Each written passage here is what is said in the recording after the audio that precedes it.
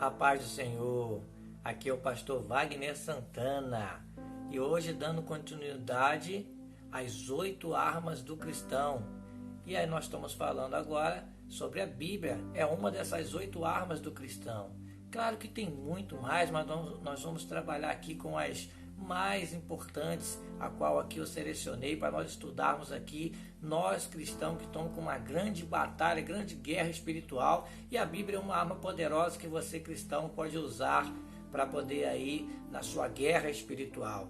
Nós temos os outros vídeos aí, depois confere aí na descrição abaixo. Se você está pelo canal do YouTube, que você possa aí estar se inscrevendo. Se já é inscrito, aperte o sino da notificação, compartilhe, comente, interaja conosco. Se está pelo Facebook ou Instagram, comente e também compartilhe aí com os amigos, para também outras pessoas aproveitar esse estudo poderoso, a qual gostei muito de ter feito aqui, que é a arma do cristão, uma das 8 armas, a Bíblia, que é a palavra de Deus. Então vamos lá? Não saia daí até onde você vê bastante versículos aqui. Eu quero bombardear você de versículos, botar bastante, fazer algumas curiosidades da Bíblia e mais. Também queria, além dos versículos, que você entendesse a importância de nós usarmos a Bíblia como uma arma de guerra. Amém? E eu quero começar aqui falando algumas curiosidades sobre a Bíblia. A palavra Bíblia vem do grego, através do latim, e significa livros. A Bíblia já foi traduzida por mais de 1.500 línguas e dialetos. No ano de 1250, o cardeal Caro dividiu a Bíblia em capítulos que foram divididos em versículos no ano de 1550 por Robert Stevens. A Bíblia inteira foi escrita no período de abrange mais de 1.600 anos. Gostou dessa? É uma obra de cerca de 40 autores, das mais variadas profissões, de humildes agricultores, pescadores até renomados reis. O Antigo Testamento foi escrito em hebraico, com exceção de algumas passagens em Esdras, Jeremias e Daniel, que foram escritas em aramaico. O Novo Testamento foi escrito em grego. A Bíblia contém 1.189 capítulos e 31.102 versículos.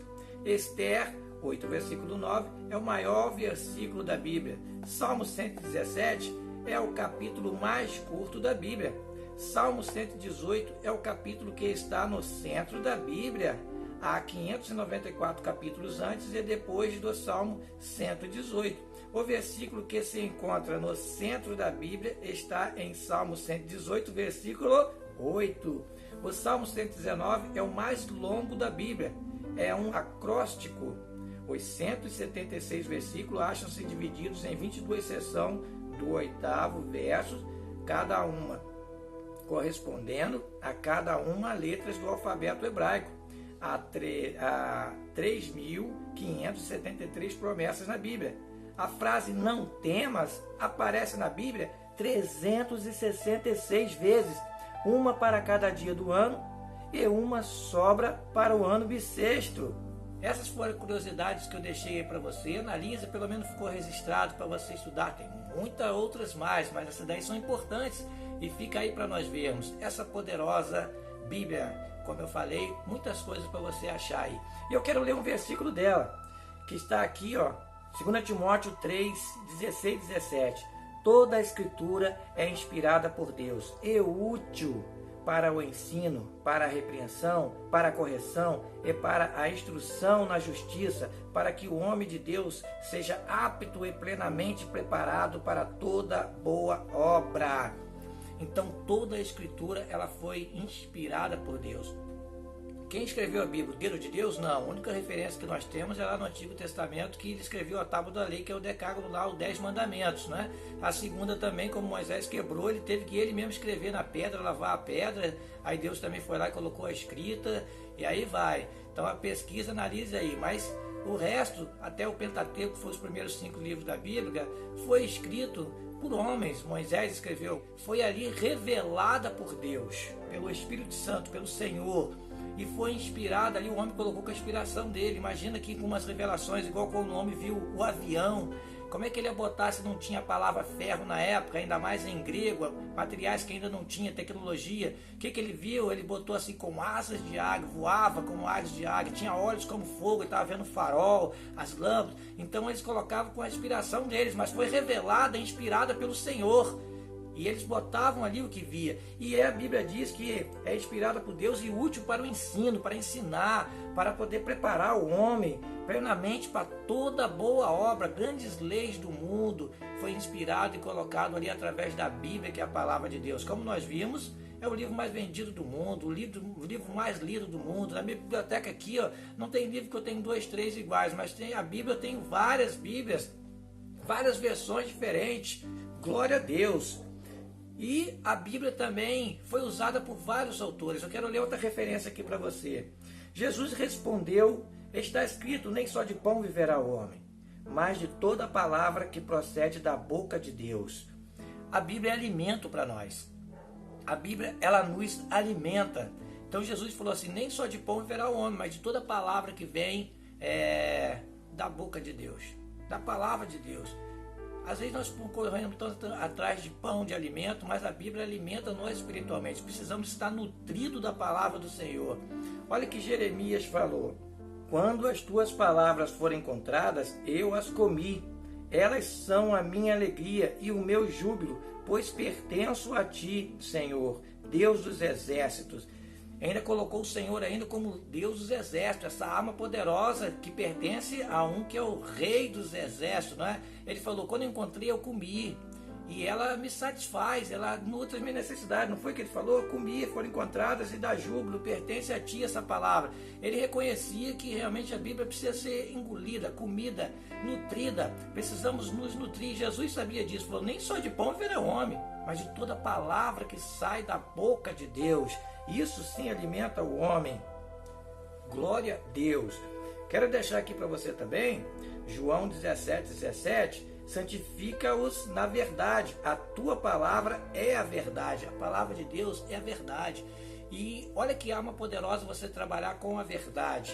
Eu estou botando algumas introduções aqui para você ver, que fala de meditação, que fala de Bíblia, a veracidade da Bíblia. Eu não quero provar aqui que a Bíblia é verdadeira, porque seria outro estudo. Eu estou mostrando ela como uma arma para você que já acredita e já faz uso da Bíblia. E você que não acha que é, mas na hora que você vai ver, pesquisar, ainda que você usa para atacar os cristãos, como o diabo ele usou para Jesus, como eu li, para atacar Jesus.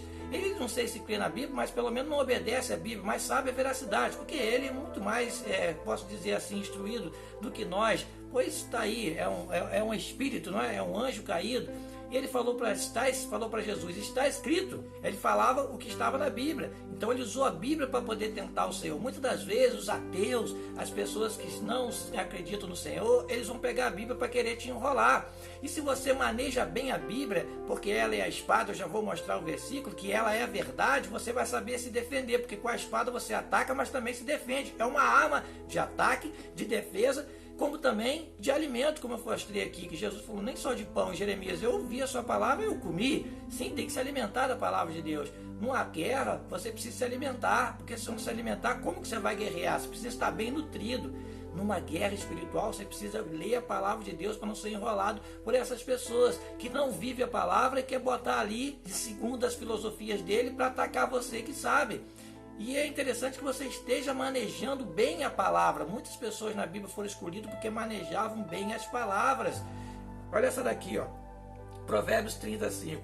Cada palavra de Deus é comprovadamente pura. Ele é um escudo para quem nele refugia. A palavra de Deus é pura, verdadeira, e é um escudo para aquele que se refugia. Então, quando vier te atacar com a palavra de Deus, se defenda com a própria palavra. Aí chega o diabo e fala assim, está escrito que se você ser jogado aqui de cima, Deus dará ordem aos anjos a seu respeito. Sim, estava escrito na Bíblia. O que Jesus falou? Não tentarás o Senhor, seu Deus. Ele falou assim, está com fome? Pega essas pedras e transforma em pão. O que Jesus falou? O que ele disse? Nem só de pão viverá o homem, mas de toda palavra que sai da boca de Deus. Então o diabo estava atacando com a palavra. Jesus estava se defendendo com a palavra. A palavra é a espada de dois gumes que corta para dois lados. A palavra de Deus, ela é viva, ela é eficaz, entra até medula, juntas, mas também Jesus se defendeu com ela. Você precisa atacar com a palavra, e quando te atacarem usando a palavra, você precisa se defender com a palavra. Arma poderosa, precisa saber manejar tanto ela como defesa, como ataque. Você precisa saber tanto atacar com a palavra, como se defender com a palavra. Precisa usar a palavra como escudo e como espada.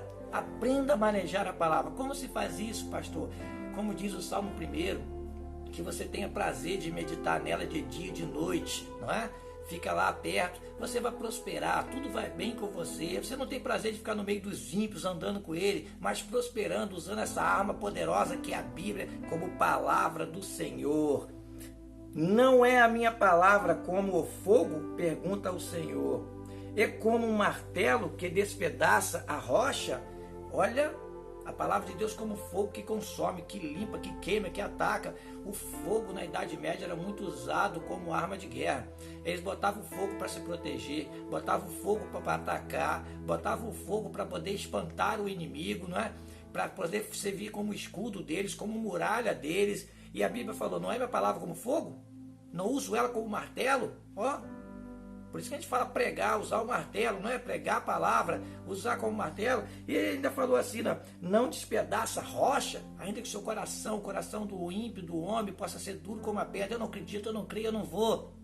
Usa a palavra dele. Usa a palavra como martelo, que vai quebrar qualquer rocha, vai queimar, limpar qualquer pecado, entendimento, tudo. É uma arma poderosa para nós irmos para a guerra. Sim, é uma arma poderosa. Já me defendi muito com a palavra de Deus. Já me escondi muito atrás da palavra de Deus, através do que da escrita que ela está ali. É uma escrita diferenciada, totalmente diferente. Deus falando com a gente. É muito interessante você saber manejar a Bíblia. Tem mais um versículo que eu gosto, Tiago 1:22.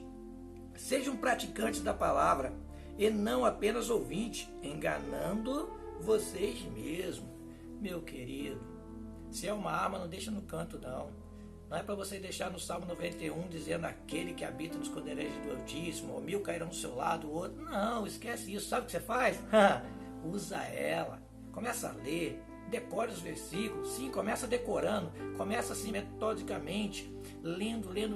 Algumas pessoas falam, pastor, eu não consigo ler porque eu não entendo assim como é que eu vou ler, não sei, né? Eu preciso ler, preciso meditar. Falei assim, passa a vista e sai olhando. Senhor, meu pastor não faltará, fala rapidinho, lê. Mas não adianta. Eu falei, como é que você lê gibi? Como é que você lê jornal? Não, eu não leio. A Bíblia você precisa ler. Precisa olhar e ler diferenciado. Ainda que você só passe a vista e lê, aquilo ali alguma coisa guardou em você. Depois você vai querer voltar ali e pesquisar. Precisa ter a leitura da palavra. Uma vez fizemos um trabalho na minha escola bíblica dominical que eu precisei fazer um resumo de certo rei. Eu peguei assim, eu não queria ler, não gostava, eu peguei um rei que eu gostava e eu li o princípio, o meio e o fim dele, a história de Davi. E depois ficou aquilo na minha cabeça, aquela que ele tinha feito, destruído o gigante, que ele era pequeno, fungido, no meio ele estava lá, né? E aconteceu que ele correu, fugiu de Saul, no final estava olhando lá na história e ele já estava sendo coroado rei. E aí eu botei lá no finalzinho ele morrendo, passando o reinado para o seu filho. Eu fiquei curioso o que aconteceu. E eu peguei e li toda a história de Davi, e pega ali 1 Samuel todo, fala também em 2 Crônicas, 1 Crônicas, né? Algumas partes eu fiquei olhando, fiquei assim, impactado pela história de Davi, um dos reis que eu gosto. E depois eu voltei a ler a Bíblia porque é da história de Davi. E como é linda a história de Davi. Deu raiva de Davi quando ele pecou, gostei de Davi quando ele fugiu, como que Deus abençoava ele, como Deus ficou feliz quando falou, olhou ele e disse assim, eu achei meu servo Davi com meu santo óleo ungi. E Davi fala tanto, né, na palavra de Deus, que ele comia, que ele sabia. Eu vou botar aqui um texto de Davi, olha bem que legal. Antes do amanhecer, me levanto e suplico o teu socorro. Na tua palavra depositei a minha esperança. Fico acordado nas vigílias da noite para meditar nas tuas promessas. Glória a Deus. Olha bem que Davi falou. Ele ficava até acordado na vigília da noite, não é? Ficava lá fazendo vigílias para meditar na palavra de Deus. Olha que interessante que ele falou aqui, nesse outro salmo. Como eu amo a tua lei, ou seja, a lei, a Bíblia, a Torá, medito nela o dia inteiro. Ele era rei e ficava lá meditando. Os teus mandamentos me tornam mais sábio que os meus inimigos. Porquanto estão sempre comigo, tenho mais discernimento que todos os meus mestres. Você está entendendo? pois medito nos teus testemunhos. Tenho mais entendimento que os anciões, pois obedeço aos teus preceitos. Olha que Davi falou da palavra. Ele lia tanto, meditava tanto, ficava ruminando, ficava pensando, ficava ali olhando, que quando chegavam os anciões, quando chegavam ali os intelectuais, ele sabia muito mais do que eles, porque ele meditava.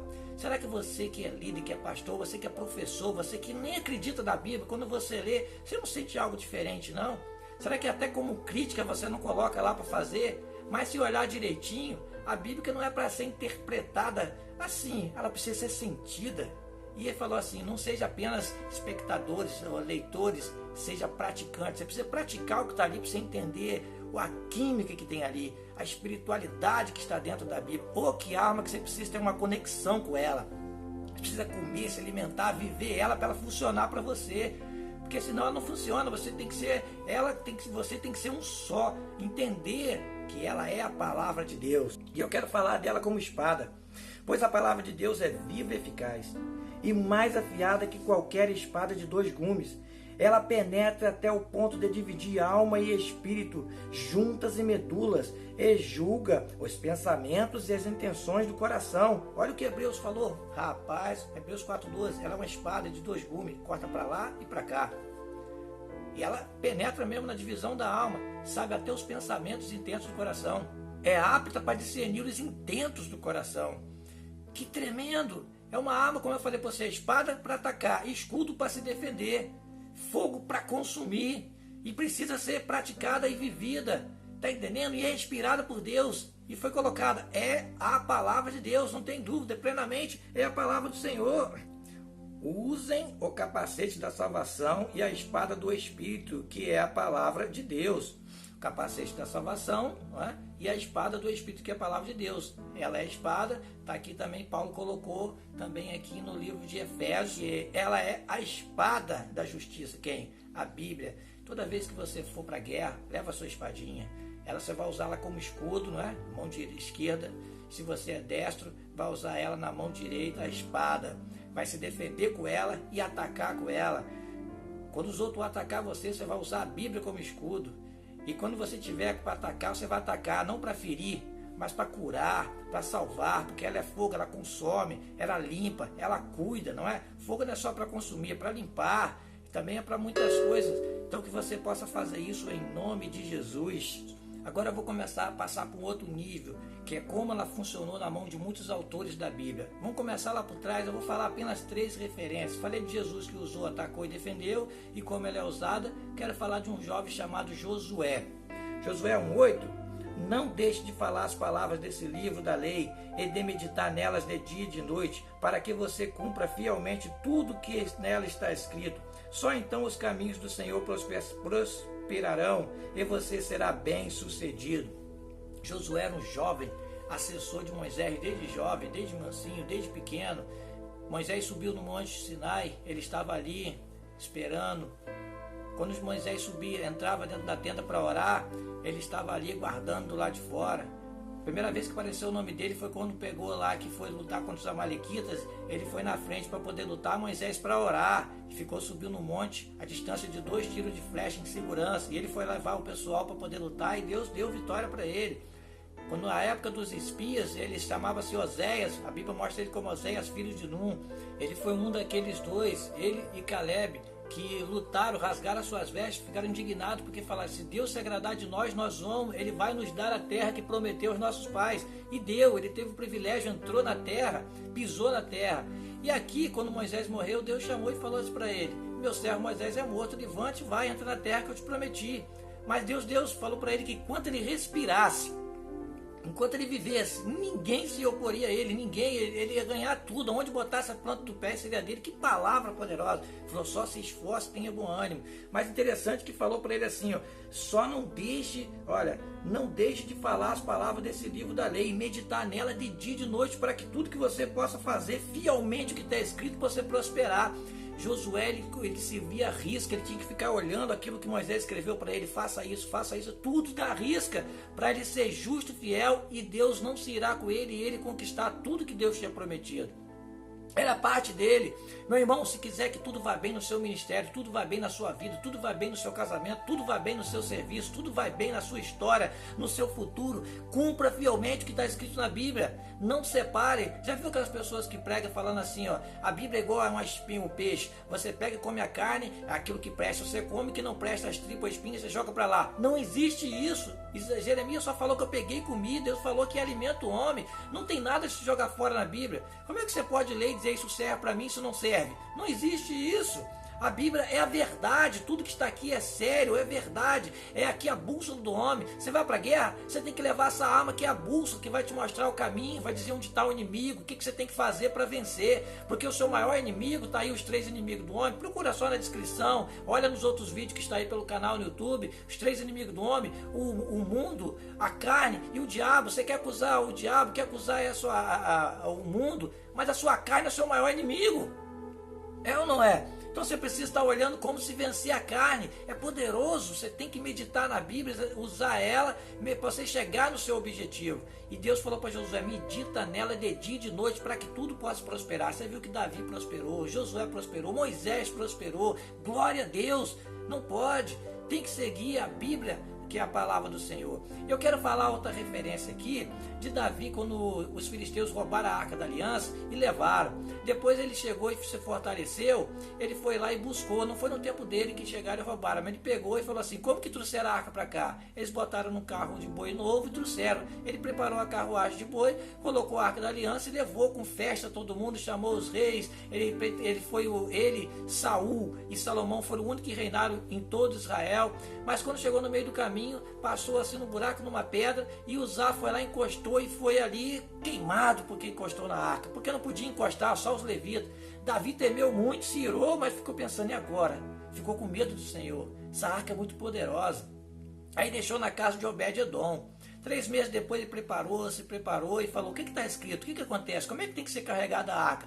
Olha, rei, está escrito aqui que tem que ser carregada no ombro dos levitas. Eu vou mostrar a referência para você, você confere aí direitinho. Olha, 1 Crônicas 15:15. E os levitas carregaram a arca de Deus, apoiando as varas na arca sobre os ombros, conforme Moisés tinha ordenado, de acordo com a palavra do Senhor. Ele não conhecia a palavra, aconteceu tudo errado. Mas eu vou falar para você, tinha um jeito certo de carregar, tinha que ser no ombro dos levitas. Quando ele fez igual estava na palavra de Deus, deu tudo certo. Aleluia! Aí, tá vendo? Às vezes você peca porque não conhece a Escritura, está fazendo tudo errado, vai dar tudo errado na sua vida.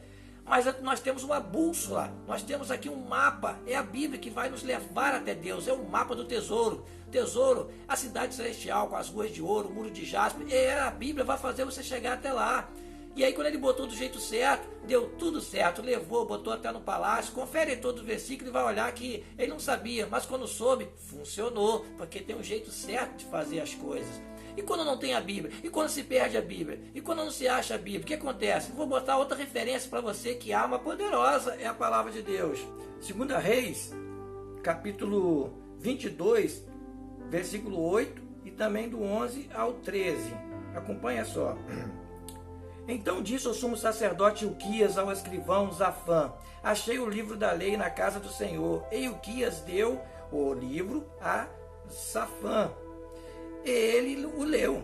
Sucedeu, pois, que ouvindo o rei as palavras do livro da lei, rasgou as suas vestes, e o rei mandou a Ilquias, o sacerdote, e a Aicão, filho de Zafã, e a Aquibor, filho de Micaías, e a Zafã, o escrivão, e a Asaías, o servo do rei, dizendo: Ide consultai ao Senhor por mim e pelo povo, e por todo o Judá, acerca das palavras desse livro que se achou, porque grande é o furor do Senhor que se acendeu contra nós. Portanto, nossos pais não deram ouvidos às palavras desse livro para fazerem conforme tudo quanto de nós está escrito. Então imagine que aqui nessa época o rei, eles tinham, como que mudar para entender, eles não tinham aqui em mãos o livro, ou seja, o livro da lei, a Bíblia. Eles não sabiam o que estavam fazendo, eles estavam meio perdidos. E quando não se sabe o que está fazendo, está perdido, faz aquilo que se quer. Como na época que não tinha nada escrito, como não tinha Bíblia, que não tinha rei, cada um fazia o que queria.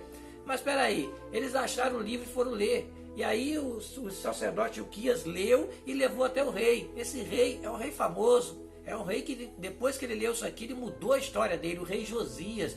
E de repente Josias, quando leu o livro aqui, ele se rasgou. Olha todo o contexto, eu resumi aqui, mas ele rasgou, está aqui toda a equipe dele, o escrivão, o sacerdote, todos eles. E ele falou assim, como nós temos pecado diante do Senhor.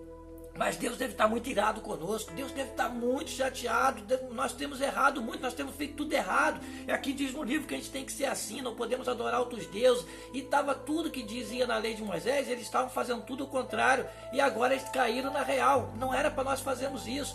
E ele chamou e começou a consertar as coisas, começou a acertar, teve rei de Israel. Você vê que quando fazia as coisas que era certo, o reino prosperava. Quando fazia o que era errado, eles acabavam tudo. E muitas das vezes as coisas ficam erradas com nós, porque nós não estamos agindo certo com o Senhor, estamos fazendo tudo errado e achamos que está certo. Aí o que ele fez? Começou a acertar as coisas. E interessante que ele foi derrubando primeiro todos os ídolos que tinha dentro de Israel. Foi derrubando, foi até Samaria. Samaria chegou perto de uma tumba lá, foi derrubando, derrubou o altar de Jeroboão. Jeroboão foi o rei que quando começou a reinar nas 10 tribos de baixo, o que ele fez? Ele foi lá e botou um bezerro de ouro e falou, está aqui o seu Deus, pode adorar. Por ciúme de Jeroboão, que era filho de Salomão, que pensou, eles vão lá para adorar em Jerusalém, que é o lugar de adorar, e vão se revoltar com eles. E aí Josias estava destruindo, e foi um profeta falar contra ele, dizendo que nasceria 200 anos depois que ia destruir tudo aquilo.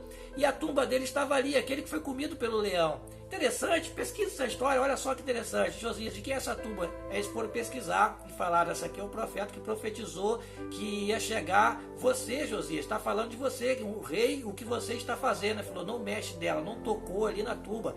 Glória a Deus, a Bíblia é a verdade.